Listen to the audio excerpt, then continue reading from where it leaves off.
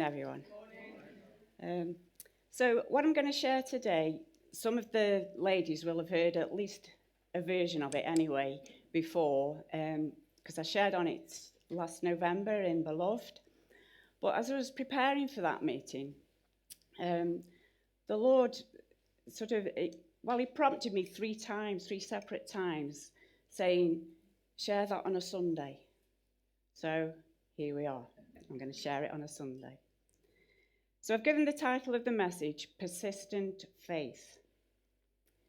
When we have faith that's persistent, it means that we'll keep on pressing into God, we'll keep on trusting, we'll keep on believing, in spite of any difficulty or opposition. So the passage of scripture that we're going to have a look at, it's found in the Gospels of Matthew, Mark, and Luke. We're only going to look at it in Mark. We're going to read the account that's in Mark chapter 5. It's verses 21 to 43. And in this passage, we'll see how two separate people approached Jesus in very different ways, and yet for the same reason. Each of them needed a miracle. And we'll also see how their persistent faith contributed to them receiving that miracle. So instead of reading the whole passage at once, I'm going to read a few verses each time, and we'll talk about each section as we go along. So does that sound okay? That's good, because that's all I've got. Okay. Right, so Mark 5, verse 21. When Jesus had again crossed over by boat to the other side of the lake, a large crowd gathered around him while he was by the lake. Now, first, I just want us to put ourselves in the picture here of what was going on. So, previous to this, Jesus had begun his ministry. He'd been healing. He'd been delivering people from demons. He'd healed a leper. He'd been teaching with authority. And the people had never seen or heard anyone like this before. And so crowds began to gather around him to hear him, to see what would happen next. And from Mark chapter 3, verse 20, in one day, up until this point now, Jesus he'd come against opposition from teachers of the law. They accused him of having a demon. He'd come up against opposition from his own family. They thought he'd gone a bit crazy. He'd been healing and cleansing. He'd crossed over by boat to the other side of the lake, initially with his disciples. And on his way, he'd calmed a storm by the power of his word. The wind and the waves were calmed. Peace, be still. When he got to that side, he delivered a man who had many demons. He delivered the man from those. And then now he crossed back over, and now here we are at this point. No wonder the crowds soon gathered around him. Yeah. So let's carry on with the passage. I'm going to read verses 22 to 23. Then one of the synagogue leaders named Jairus came, and when he saw Jesus, he fell at his feet. He pleaded earnestly with him. My little daughter is dying. Please come and put your hands on her so that she will be healed and live. So the first person that we see approaching Jesus here is this synagogue leader named Jairus. A synagogue's like where the Jews met for worship, like we meet in church. They met in a synagogue, and this Jairus was the leader. And he came and he fell at the feet of Jesus. And this was unusual, to say the least, because the Jewish teachers of the law at the time, they didn't really get along with Jesus that well, and they wouldn't really wanted to associate with him. So I can imagine that it would have taken quite a step of faith for Jairus to approach Jesus, but not only approach him in front of everyone, but to fall at his feet, because that was a position of submission, a position of worship. And I can imagine that the people in the crowd would have been surprised to see that as well. But And I thought, well, maybe he was actually putting his position as synagogue leader at risk here in doing that. But this man was desperate. His little girl was dying. And so it says when he saw Jesus, I'm assuming that he'd seen Jesus before. Maybe he was in the crowds before Jesus had crossed the lake the first time, and he'd seen Jesus healing people. Because when he saw him again, he recognized him. And then he put his own faith into action, and he made this bold statement of faith that we read in verse 23. My little daughter is dying. Please come and put your hands on her so that she will be healed and live. Not that she might be healed and live. He wasn't just hoping. He was making a statement of faith that she will be healed and live. And I believe that Jesus responds to that man's faith, and he went with him. Verse 24 says, so Jesus went with him. A large crowd followed and pressed around him. I think this large crowd wanted to see what was going to happen next.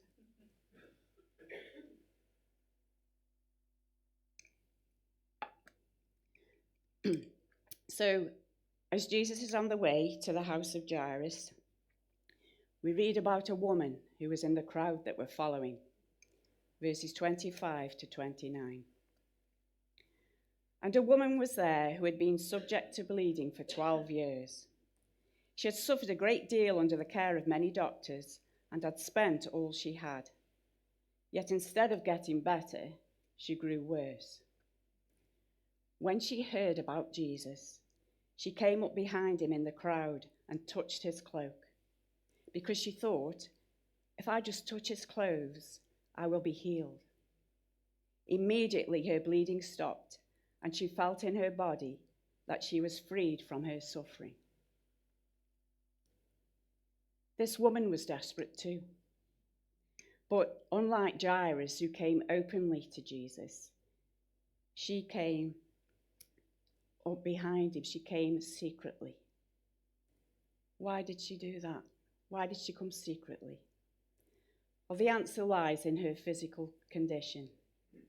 This woman had been bleeding for 12 years, and under the Jewish ceremonial law that was in place, she would have been classed as unclean. We can get an idea of what that means if we just look at these couple of verses in Leviticus in the Old Testament, chapter 15, verses 25 to 27.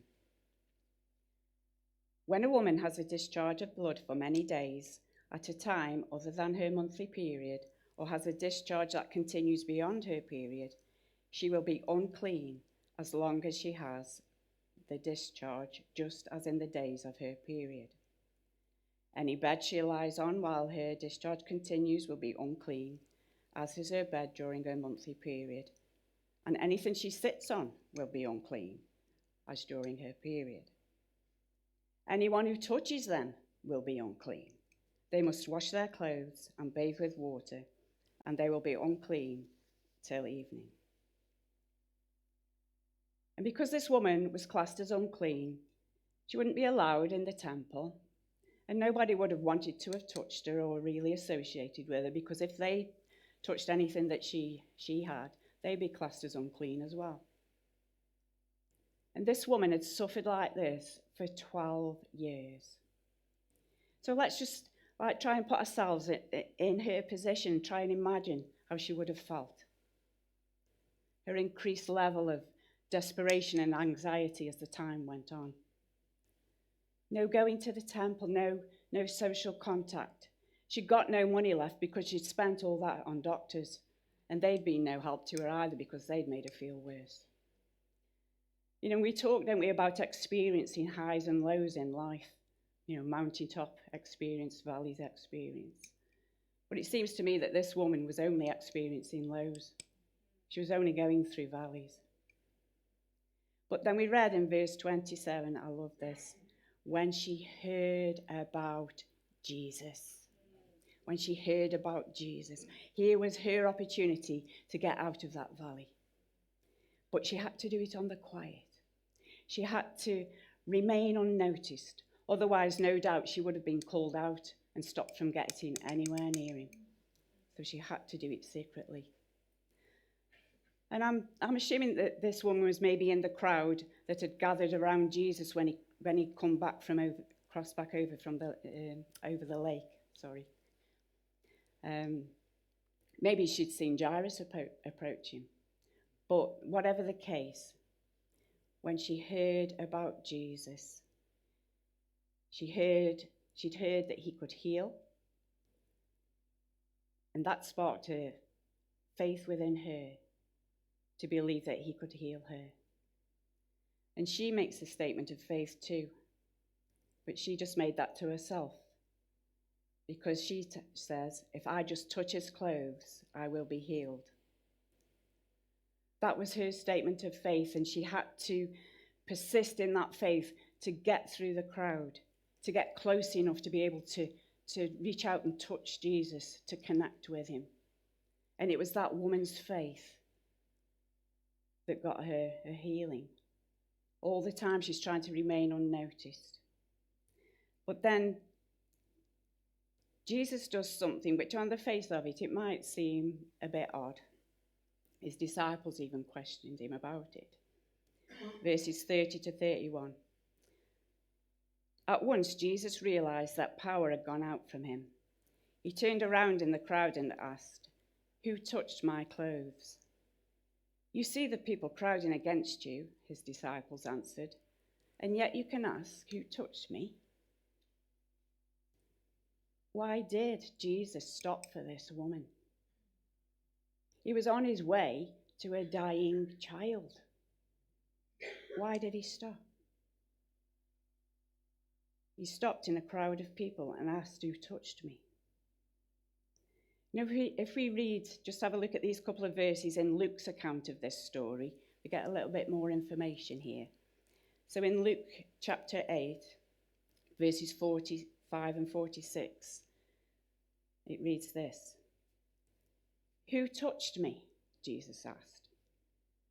When they all denied it, Peter said, "Master, the people are crowding and pressing against you." But Jesus said, "Someone touched me. I know that power has gone out from me." When they all denied it, no one wanted to own up to touching Jesus. Perhaps they thought they were going to get in trouble or something. No one wanted to own up, but Jesus knew that someone had. And what's really interesting here is that in the original text, the Greek word used for that word someone means a certain person. A certain person.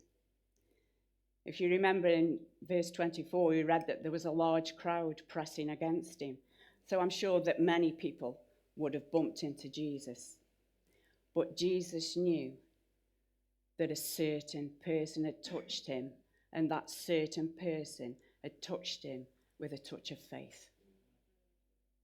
And it was that faith that connected with Jesus and caused the healing power to flow from him to her. He knew that. It was the woman's belief that if she could just touch his clothes, she would be healed.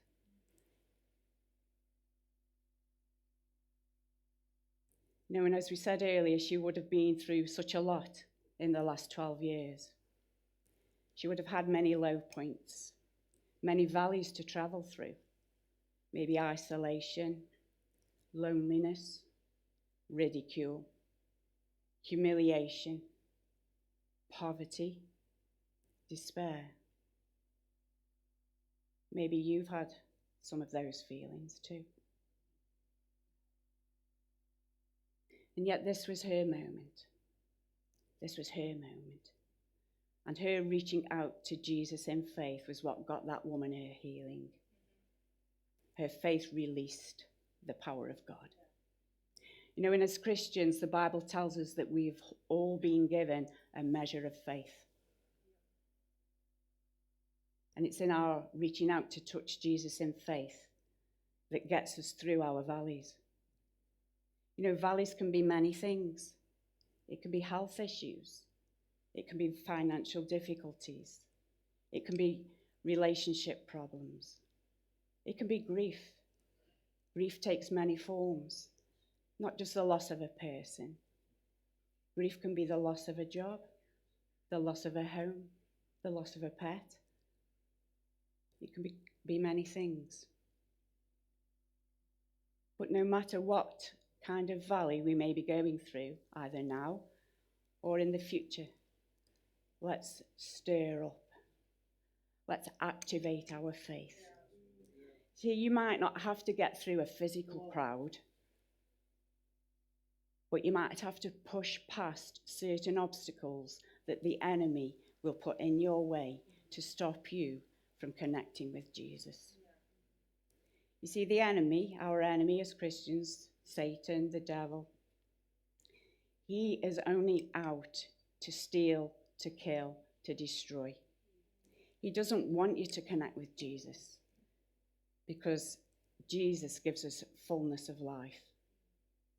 So in our faith, it has to be active and it has to be persistent. So, Jesus knew that a certain person had touched him. But why did he stop? Why didn't he just carry on to the house of Jairus? Let's read the next verses 32 and 33. One sec.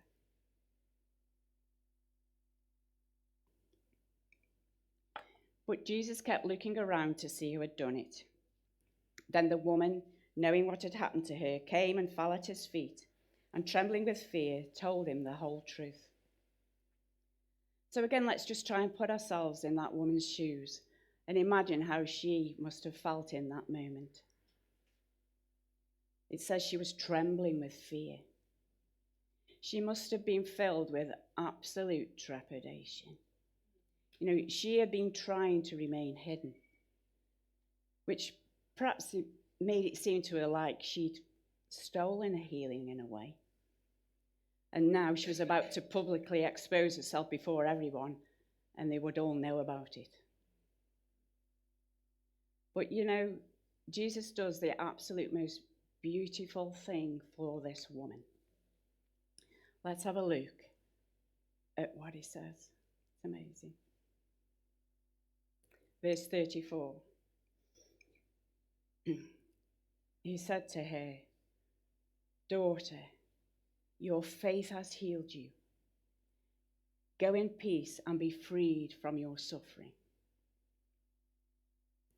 Let's have a look at that in sections.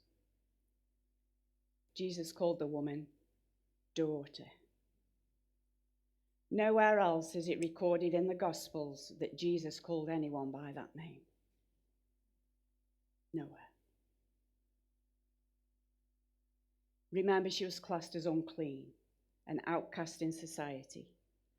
And yet in that one word is instant validation of her as a person. Instant recognition of her worth. Instant reinstatement in society.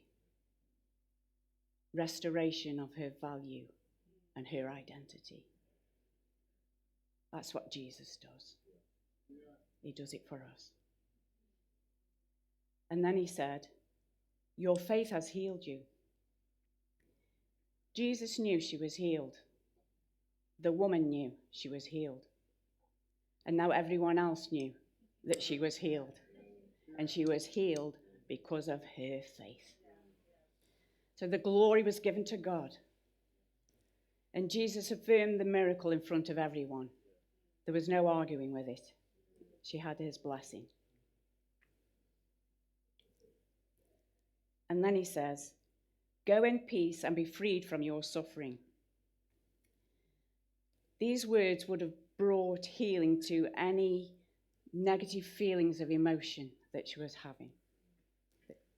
The release of the absolute fear of exposure before the crowd. The releasing from any feelings of guilt that she may have had for basically trying to just sneak a healing and keep it quiet. to release from her various emotions that were tied in with her suffering. For example, she may have had feelings of anxiety because it was going on for such a long time. She may have had feelings of anger towards the doctors because all they'd done was make her feel worse.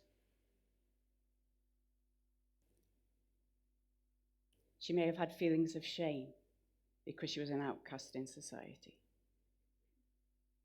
You see, Jesus stopped for this woman because he is interested in the whole person. It's not just about putting a sticking plaster on when you're hurting and saying, there, you'll be okay. No, that's not our Jesus. Our Jesus is interested in the whole person. She was looking for physical healing and she got that. But Jesus knew she needed a healing in other areas also. She'd been physically healed, and now she was healed emotionally and spiritually as well. You know, and Jesus knows the areas in our lives where we need healing, even sometimes when we're unaware of them ourselves. You know, sometimes things can be buried deep within our hearts, and they can even be there for many years, and we think we're doing okay. We ask the Lord for a healing in one issue, but Jesus knows when we need a healing for something else, and at that right time, he will bring that to the surface, and you will know, and he will touch you. When we reach out in faith to touch Jesus in faith, when we persist in our faith and we do not give up, but we press in to make that connection with him, Jesus heals us. Jesus heals us. Now the passage now comes back to Jairus. Wonder what he's been doing. I wonder how he was feeling, because he's standing there while all this is going on. How would you have felt? Frustrated? Annoyed because Jesus had stopped? He was supposed to be going to my house.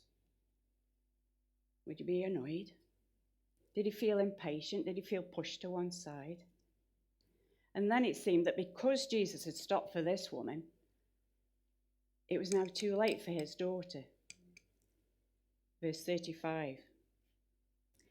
While Jesus was still speaking, some people came from the house of Jairus, the synagogue leader. Your daughter is dead, they said. Why bother the teacher anymore? Can you imagine how Jairus must have felt in that moment? Can you imagine? The risk he had taken in coming openly and falling at the feet of Jesus and pleading with him to come and heal his daughter. All that seemed for nothing. Any faith that Jairus had had at the start had just taken this huge battering because the thing that he feared, the death of his daughter, that very thing had now happened. It was too late.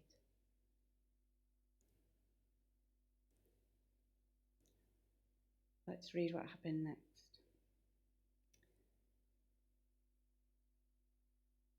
While Jesus was still speaking, some people came from the house of Jairus, the synagogue leader. Your daughter is dead, they said. Why bother the teacher anymore? And then this is Jesus' response to the situation, verse 36. Overhearing what they said, Jesus told him, don't be afraid, just believe. Wow, yeah.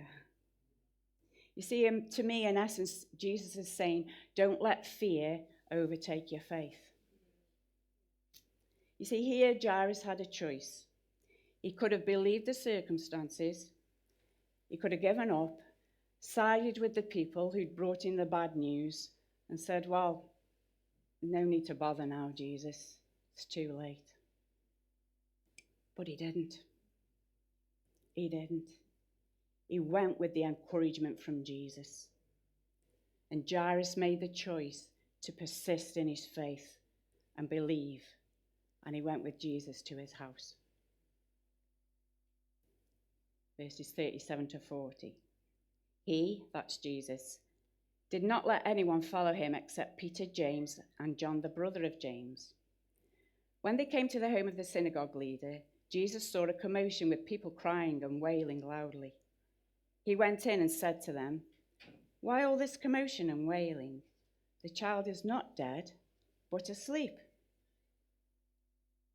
But they laughed at him. And here is another point where Jairus could have thrown in the towel. He could have allowed the opinion of the people to dictate to him and sided with their unbelief. But he'd made a choice. He'd made a choice to persist in his faith and believe. And now he made the choice to continue to do the same and to press in to that faith. The verses carry on. After Jesus put them all out, he took the child's father and mother and the disciples who were with him and went in where the child was. He took her by the hand and said to her, "Talitha cum," which means, "Little girl, I say to you, get up." Immediately the girl stood up and began to walk around. She was 12 years old. At this, they were completely astonished. He gave strict orders not to let anyone know about this and told them to give her something to eat. You know, sometimes in our lives, we can be in a situation like Jairus. We're praying, we're seeking, we're believing, but then something happens which sets things in the total opposite direction to that which we're believing for. And wham, our faith takes a hit and it can begin to waver. But we need to make the type of choices that Jairus made. Don't let the circumstances dictate to you. Neither let the opinions of other people dictate to you. Instead, persist in your faith and believe. Believe Jesus, who is saying the same to us today as he said to Jairus. Don't be afraid, just believe. But you know, here, I believe the Lord wants me to share something with you. I believe he wants me to share this because life happens. And as Christians, we don't live in a bubble that's immune from it. Life is not rosy all of the time. And sometimes, even when we persist in our faith, we don't receive from God the answer that we would like to receive. And this has happened in my own life.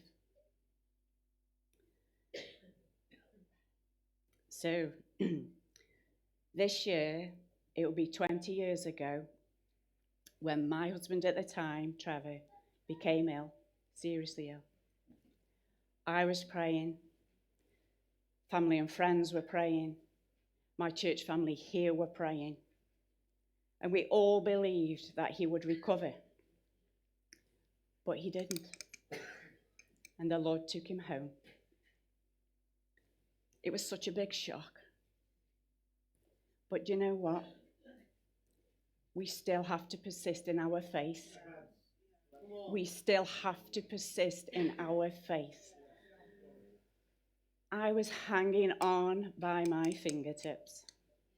I did not want to come to church, but I made myself come. Because in any event, what's the alternative? You know, as the Apostle Peter spoke of Jesus, he said, where else would we go? You have the words of eternal life. Where else would we go? And maybe there's someone here or someone watching online, and you've not got the answer that you've been praying for. And I believe that the encouragement from the Lord to you is, persist in your faith. Keep on keeping on. Keep on believing. Keep on trusting. Don't throw in the towel. We must continue to believe in the goodness of God and the faithfulness of God, that he is sovereign. because God will bring us through those times, and we will be all the stronger for it. Thank you.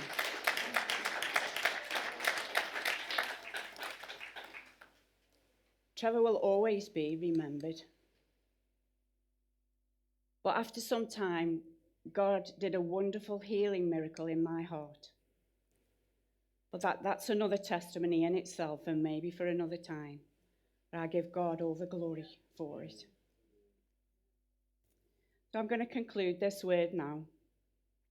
And as I do, I'm wondering whether you did try and imagine how you would have felt either in Jairus' or the woman's situation, or both.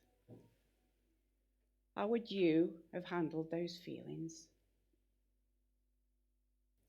I'm wondering, are you experiencing any of those feelings now in any difficult situation that you may be in?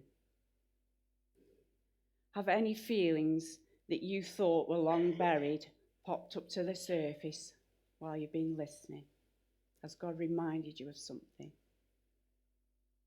What are you going to do about them? Will we be like the woman who was persistent in her faith, putting her faith into action and reaching out to touch Jesus' clothes and got her physical healing and then some? Because no matter what we're going through or however long we have to go through it, let's activate our faith. Let's be persistent in our faith. Let's be persistent to reach out to touch Jesus, to connect with him, to connect with the one who will bring us physical, spiritual, mental, emotional healing, because he's interested in us as a whole person. Not just a stick in plaster, the whole person, the root of it all, Jesus will heal. Will we be like Jairus, who put his faith into action even when the situation and the opinions of the people around him were dictating the opposite to him and telling him it was too late? He was persistent in choosing his faith against those circumstances, against those people. He kept choosing and believing and trusting Jesus, and he got the miracle that he asked for.